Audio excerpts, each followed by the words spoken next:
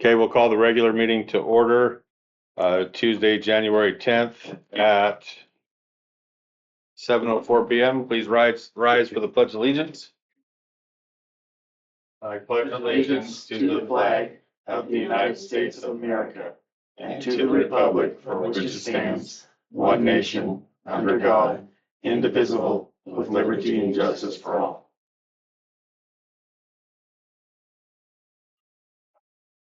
Did you give me the originals, Cheyenne? I did. Okay. So everybody had a chance to read the minutes? Yes. Yes. Is there a motion to approve or anything? I motion to approve the minutes from May 13th, 2025 meeting. It has been moved to approve the minutes. Do I have a second? I'll second. It is moved and seconded. All in favor? Motion passes. Set down, then we're on to, so we have to do the amended April. I did. I left off North 40 last month on accident. So before I sent out checks last month, I did set them a check.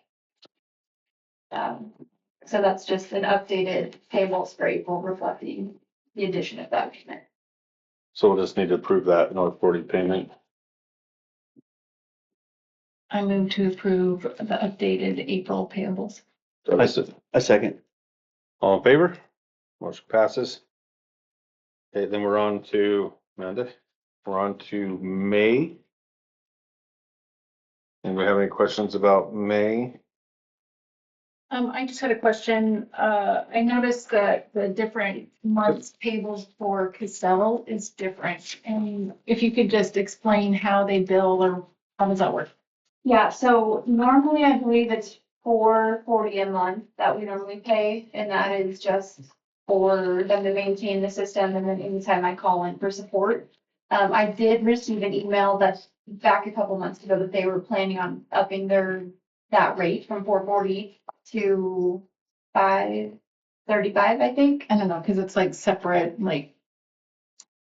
Is one of those for the cash Divvied out. receiving? Divvied out, yeah. Is one, oh, No, this is just for support and maintenance. So Yeah. what normally is $440 a month, I believe was up to $535, I think. So that's just a rate increase on Castell's end. so you're talking right here where it says 880? Yeah, and I just didn't know like how they were billing or why it was broken out, I guess. I remember Cindy, one of them explaining why they break it out like that. Yeah, so a lot of the bills that we get, we pull money from different, the different codes that we were just going through. We do that like with Avista and the phones and all of that. So it's not just coming out of one account. Right, that makes sense. Yeah. Anybody else? Motion? Motion to approve May's payables. Second. All in favor? Motion passes.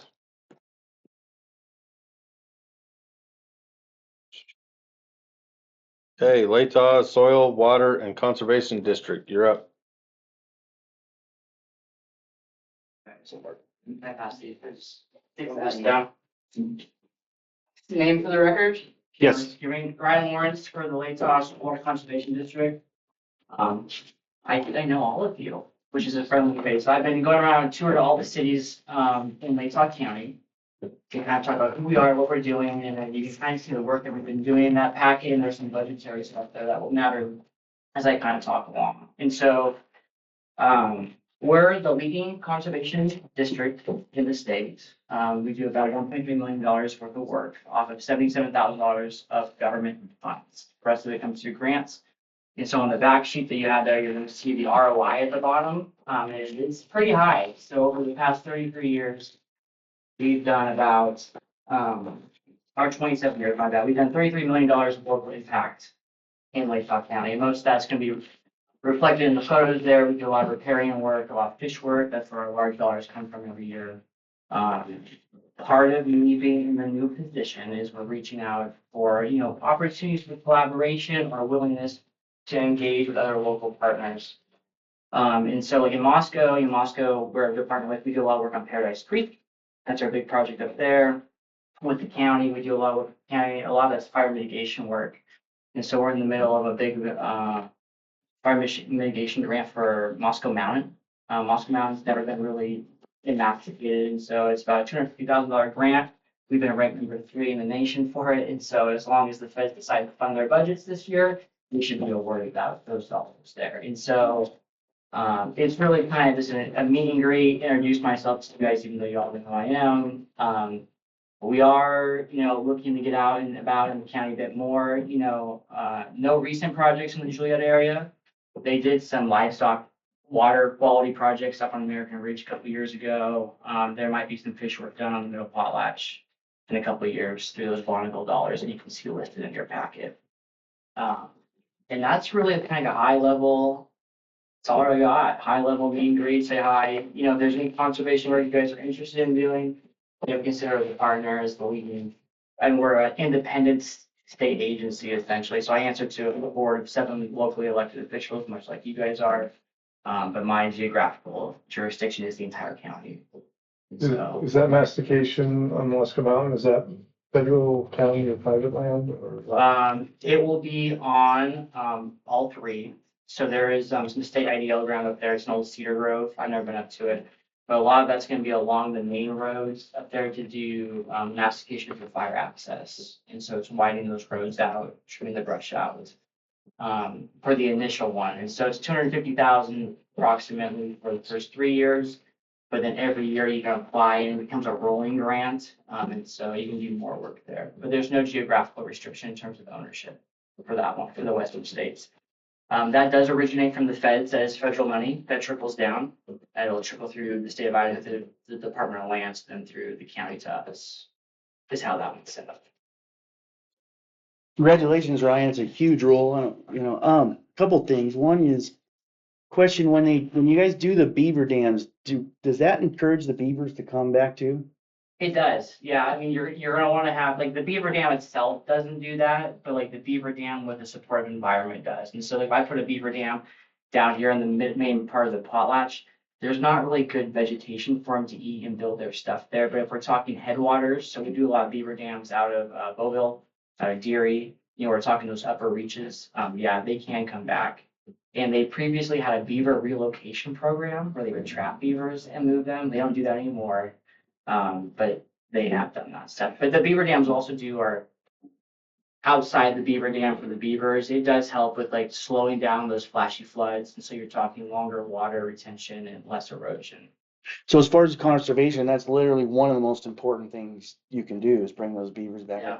And then I know there was talk a while ago about reintroducing or helping the populations of pheasants down in here. I don't know if that's still something that could be on your radar. It could be. I don't know anything about it. Okay. I know that NRCS has I'm gonna get the name wrong, but it's some pheasant nonprofit group that's Okay. attached to them right now, and so I could ask them about it. Okay, But cool. It hasn't come across my desk. Okay. So, Cool. Thank you. Yeah.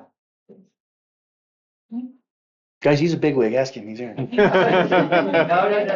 know what? My staff make me look great. I have 5 full-time staff, and they are the ones that do all the good work out there. I just get to go around and cheer them on. This is important, man. This is really important stuff. So Well, thank you guys. Yeah, like I said, if there's any time you guys want to chat or collaborate, either staff or you guys as elected officials, let me know. I'm local, so I'm not too far to find. Perfect. Thanks, guys. Thank you. Thanks, Ryan. Thank you. Baseball Association. My name's Brian. I'm actually here to represent the high school baseball team, not so much the association. Oh, I'm That's sorry. part of it, that's fine. They just, and as coaches, we wanted to say thank you to all of you guys for being amazing. I've been working on that field for almost 4 years now, and Justin and Joe, you guys have been amazing to work with, and you guys that support them, thank you for all you do for us. And it's an amazing season. I guess I have this too. Key. that they're gonna remember for their lives. And that's it. That's all I want to say. Hey, it was an honor helping this, man. I appreciate what you do. And this is really nice. Cool. And they Yeah, play thank well. you. They did really good. Yeah, thank Yeah, you. congrats on state. Thank Excited. you. Amazing. Okay. So, I have chosen a new new council member. Unfortunately, they were not able to be here tonight. I have chosen Jeff Clone. He is, at the police chief's meeting in Coeur d'Alene tonight, so he was unable to make it. So next month, we will bring forth the formal, what it wasn't like, yeah, appointment. Sorry, I'm drawing a blank for you guys to vote on.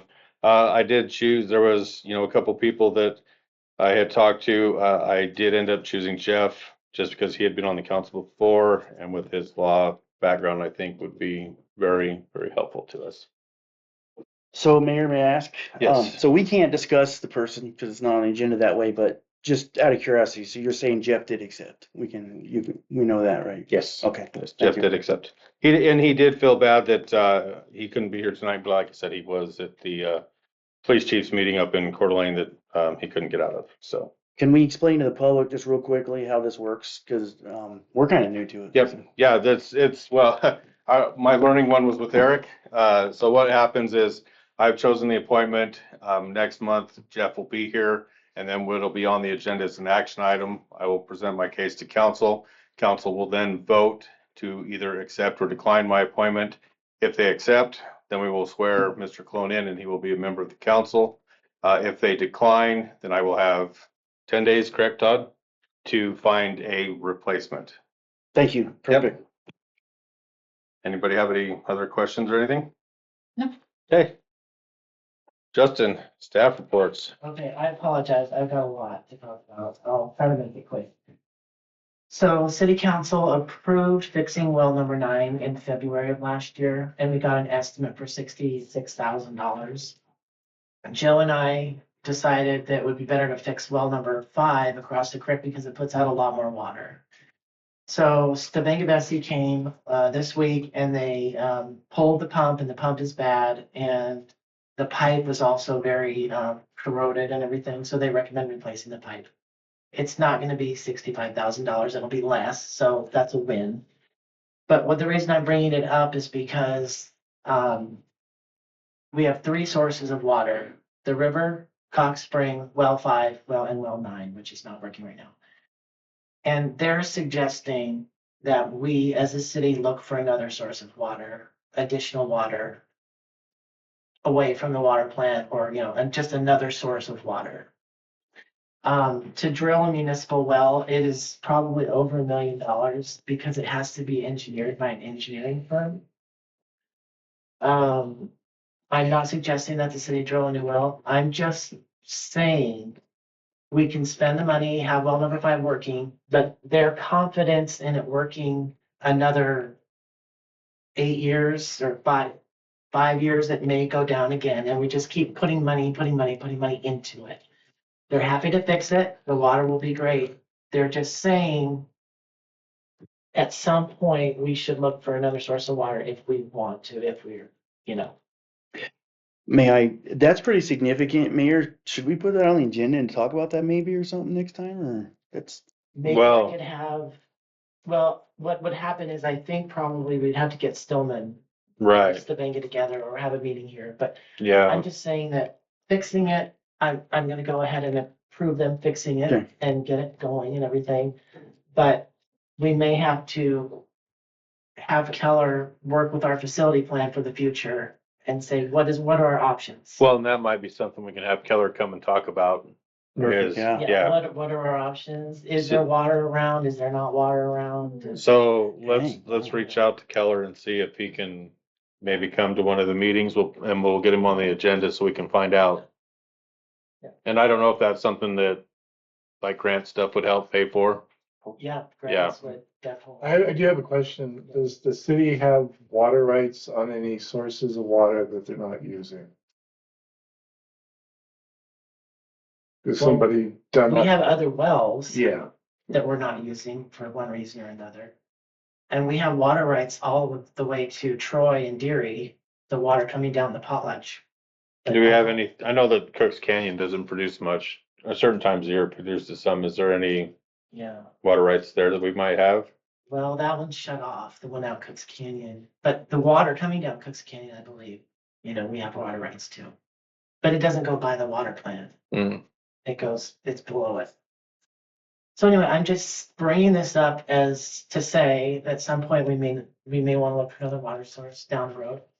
That's a good idea to look for water rights we might not be using. Well, it'd be less paperwork in the long term, and it also might be a way to look, Mm-hmm. kind of, see what's available, but we have our finger in already. Mm-hmm. Okay, and it will, when we see the budget and the price of everything, it will hit the budget. It will be a big bill. And you guys will, but I want to get it going right away for summer. Oh, yeah. Get it going. Want to have as much water as, 500,000 gallons last month. Yeah. want to have as much water as possible just in case. Yeah. The dip in the road. So I talked to the State Highway Department of Transportation today. They said they have no problem with Joe and I cutting the pavement and fixing it and packing in more gravel and repaving it over with hot mix. The only problem they have is whether we need a permit or not to direct traffic, because we may have to close a lane. We don't know when we dig if it's even leaking. With the leak detectors didn't find any leaks, but the dip is getting worse, and everybody in this town are stopping me at the post office, stopping me at the burn pile, stopping me at the store. Did you see the dip in the road? Yes, it's there. We're gonna do something about it. So what you need to tell them is, we're prepping for the car show. We want to do Duke's Hazard over there. Jump over it. So anyway, and I wanted to say Luke Hajda is no longer working for the Department of Transportation. You guys remember he came and did a big spiel, was our local rep and helped get us those signs for the fire department. He has left for the city of Moscow, and now we have somebody new. They haven't hired yet, but we'll have some. Eric is looking at writing grants, and one thing I would like to possibly see him write a grant for is new sirens. So our siren out here is pretty much inoperable. Once the phone line got cut to it, the county can't really blow it, the fire department can't really blow it. It goes off randomly at noon every now and then when it rains. So I think that would be, I think that with our fire and with everything going on, I think we could easily get money for that. So I'm gonna have Eric look into that. Oh, I think that's a great idea. Or even ARPA funds, if it's not too late to redesignate a little bit. The other thing is the dust abatement will be here on June 18th, so they'll be doing all the gravel roads, railroad, Matt Anderson, everybody in town. We usually do that every year now, so.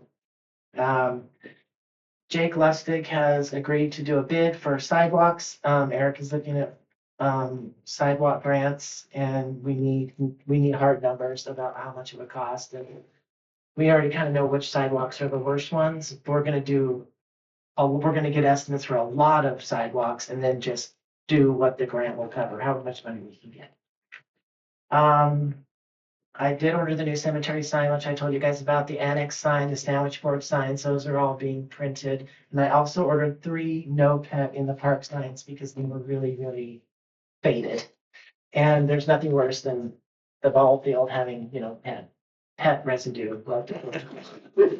And the other thing is Avista was doing a random power check, and they found that one of our wells down by the dairy, we still have a power meter, it's still on. Frank used to put a heater in there in the winter. I haven't been putting a heater in there for years. So we can cut the power and they can take the meter out, and that will save the city money every month. $20+ a month. The bad news is if we ever want power back there again, it costs $1,000 to put the meter back in. I don't need an action item tonight, but we could save a little money there, and I honestly don't think we could almost run an extension cord from the water plant if we needed to have power there, but I don't know. That's a long ways. Well, did you think we need power at that well? I don't think so. It's disconnected inside and, you know, we may be responsible for like taking the wellhead off and covering it over at some point if Randy Dupee decides to sell that property, so. Anyway. I think that's all I had. New mower? He came and got the hours off of our mower and looked at it for condition, and I'm really kind of frustrated with that company right now, so if I have to drive to Spokane to get a new Gravely, I might have to do that. So because I don't think you've been here for this, every year the city does buy a new mower, and the reason we buy a new mower is because we mow a lot of grass in the city. So every year we just automatically budget for a new mower. We have shopped around in the past, and Gravely seems to be the best option for the city. So they usually give us Blue Mountain Ag, I think is what we usually go through. Yeah, well, they closed, and Oh. it's now Agra, Pro. what's it called? Exactly. Oh, okay. And it's still the same salesman, but he doesn't seem, I don't know what's going on, but. They're owned by He's Western not the States guy too. Oh, they Oh, really? Yeah. That guy's not the guy that, he's not supposed to be doing that anymore. There was supposed to be that other guy take over and he's trying to do two jobs. Anyway, we think the Gravely works the best. It's very heavy duty. It's not super expensive. We can work on it. But it's been, we asked them to do this for the cemetery district as well.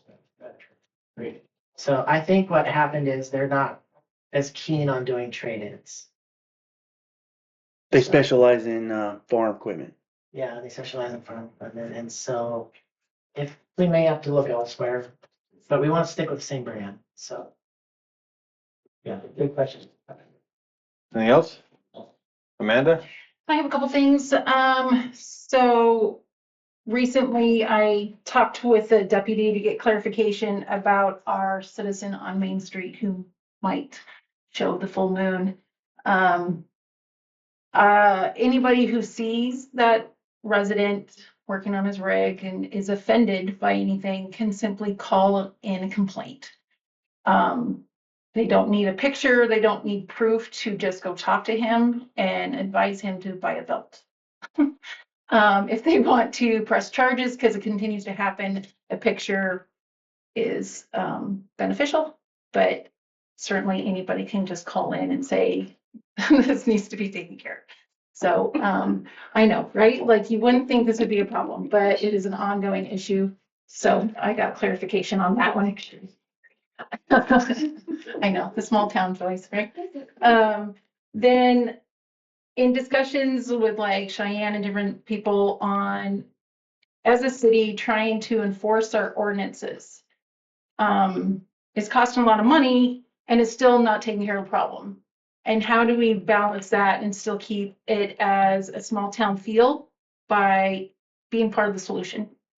So recently there was an article online on a city that had an amazing turnout for a community cleanup day. So it was like Cheyenne's expressed interest, and I know that we used to do it as a city. I don't know why it kind It of went was to the the, wayside. what was the high school students came over and they did a They whole did. day, and Yeah, there was some trees that were cut down on Main Street in somebody's yard. I read that. Yeah, that But the I city mean, ended I up think paying before, for. Yeah, so there was some. I'm not- Yeah. Not having anybody I trim trees, but yeah, maybe just right. helping haul off junk or helping some of our Yeah. older citizens that don't have a truck or ability. So just maybe starting discussions on our monthly meetings on trying to formulate a community cleanup day in April. Yeah, April, I was when gonna we say have April the would be extra- good because we have the household garbage Right. down there at the, And just Milky trying Way to side. line up volunteers with trucks and trailers and help and maybe coordinate with the high school to get some extra help and stuff. So that was just kind of our idea of like, you know, keeping that small town camaraderie, helping each other out. Right. And one more thing, so I read through 30 years of minutes, very lacking, trying to uncover the history on any agreement or relationship with the city, the high school, and the baseball association. Just because I know in the short time I've been here, it's like who's responsible for mowing, who pays for this, who pays for that. There's very little actually mentioned in our minutes, definitely no formal agreement. And so I've reached out to Genesee and I hope to reach out to Moscow to just see how they handle that situation with a public field and different entities using it, just so we can have a base understanding and under agreement on who's responsible for anything. I love the baseball association. They've done a great job. It's just having that agreement and communication and understanding, so there's no questions and hardships like going forward. So hopefully by next month's meeting, I'll have a little more information on potential agreements, and then we can just open up the dialogue. Yeah. And I do have, I made copies of most everything that was mentioned in the minutes. And so now we have a file because we couldn't find anything. If anybody wants to take a look. Okay. Okay. I have a couple things. As the audience knows, we are now live streaming on YouTube and recording our meetings. When we do have the max occupancy, there is a TV that will be out in the annex, the overflow. It will be able to connect right to YouTube. It is a smart TV, so that anybody who's in the overflow will be able to watch, listen, just like they were actually in the room with us. Oops. Also, we are sending Cheyenne to training. We had kind of a time crunch. I mean, normally I would have called a special meeting. We've had lots of special meetings over the past few years, and we were limited on time to call the special meeting, but we were able to get Cheyenne to training in Utah. I did check the budget. We do have money in the budget. And like I said, normally I do talk to the council about it, but we had the money and we'd kind of been talking about her training.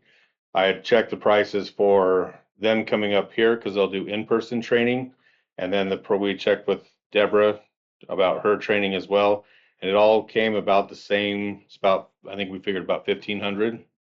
The training is actually free if she goes to Utah, and it's one-on-one training with her on only the programs that we use. So if we would have paid the 1,500 for them to come here, the office would have been open. There would have had a bunch of distractions and everything. So I felt that this was the best option for us to get her the training she needs. She'll be leaving next week. Joe and Justin will be splitting shifts in the office. We'll be able to keep the office open. Cool. Okay. So also, I do have some grant ideas for Eric, and I will compile them and get them an email to you tomorrow. And then Cheyenne and I did have a call with Hayden and Ross. They are moving forward with the audit. Things are looking good. Unfortunately, they're heading into their busy season, the end of July. So we will be kind of on hold, but we aren't going to be, we've reached out to the Treasury Department. So we are okay as far as that goes. We're not going to be suffering any fines or anything. And they did have some other stuff that they will present to us in July as well. And I also want to remind citizens that we do have a brush bin down there for grass clippings and stuff like that. Please utilize it. Please don't be burning brush or anything like that. I think that the brush bin has been a huge success. Mark was a very big advocate for that, and I think it's been very great for our citizens, and I'm thankful that we have it. And I think that's all I got. One question. So were you able to get your questions answered, your concerns about the audit and feeling unsure of? Yeah, so I reached out to Bailey. Okay. Yeah, we clarified things. Okay. Yeah, and we did have a good conversation with them, and things are looking good. Mark? So I actually want to piggyback on you guys a little about the nuisance. I think that's a really nice approach. I see what's happening in LA, and when nice doesn't work, send in the troops. That's kind of how I'm. So I think the ordinances have been getting enforced better, and I think the communication from the city has played a big part. The brush bin is successful. In fact, it's so successful that it's clogged up a lot. And I think going forward, we might think about expanding it. And the mayor gave me some credit there, but I got to tell you, he's actually the one who figured out how to get it done. So we're really blessed with a great mayor. We really are. I'm not just sucking up. It's true. Lastly, I want to send out condolences to a local family. I think they're friends of Amanda's, and I'm sure Cheyenne knows them well. The Maynard family, John was a great guy, and he was a hardworking truck driver and a family man. And I just want to say that they're in all of our thoughts. So. A few things, they're grant related. I talked to some folks at the LHTAC, and I have to look up what that is, but, and I also have, talked to, our engineers, and we have a meeting sometime Friday with the engineers. But the folks at the LHTAC said, there's some grants that we can use. They're open in October, they due in December. They would cover sidewalks. There's another one that can be kind of a safety. Another one can be used for general transport, like resurfacing, which is good. They suggested attending a workshop when it comes available, so I'll make time to do that. I'll let you guys know, where you probably know anyways, when that comes about. They suggested getting priorities at this time because we're ahead of the curve, which is good. Let's see. The grants that they talked about was the Transportation Alternative Program, which we could use for the sidewalk, and it has a 7.34% match, which basically is $7,340 on a $100,000 grant, which is really good. That local highway safety improvement program, again, the same match. And this is a grant that they want to use for places with serious accidents. So if you have a problematic road or something that you want to take care of. They had a localized highway improvement program with no match but $100,000 limit. So I'm working with the city to identify things to spend money on. Cool. Appreciate that. Thanks, Eric. Mr. Todd? Other than the executive session, I'll just say I'm not sure I'm looking forward to charging lunar offenses. I don't think there's an ordinance for that. I think that would be the sheriff's duty for indecent exposure. Cheyenne? Well, the big update, I guess, would be the training that you touched on. So I will head down on Monday and do in-person training Tuesday, Wednesday. And like Mayor discussed, I will send all of the data that I use day to day here. So they will have exactly what I have here. So. I think this is really good training because other than when we put Cassell in, I think, were you on council when we did I Cassell? don't remember. They came up for the install and then they did some online, but I think this is really going to help Cheyenne and give her the training that she needs, especially with the new cash receipting software that's definitely going to help the city move forward. Yeah. And so I'll get training when I go down there for the cash receipting, but then of course, when we finalize the purchasing of all of the cash receipting, that also comes with separate training. So lots of training on the Cassell side coming up, which would be perfect. Yeah, I think the one-on-one will be really beneficial. Anything else?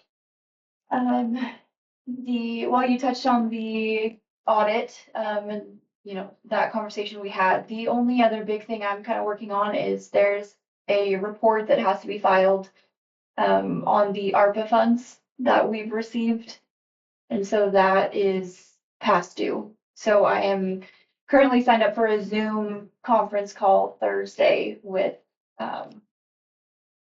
someone, a nice lady named Dante, who is hopefully going to walk me through that report and answer any questions, and we can get that finalized and submitted and not have them thinking about us over the weekend. Dante's Inferno. I'll let you know. Sounds like hell. It has been. Anything else? No, that's all. Thank you. Mr. Duck? I was just gonna say, and the office is closed on the 19th. Oh, yes, Yes, thank you. for Yes, Juneteenth. For Juneteenth. Yep. Thank you, yeah. Right now, we're just trying to get everything mowed down for it starting to get dry, because once it starts getting dry, we're only gonna be mowing in the mornings, because we don't want to get a fire going.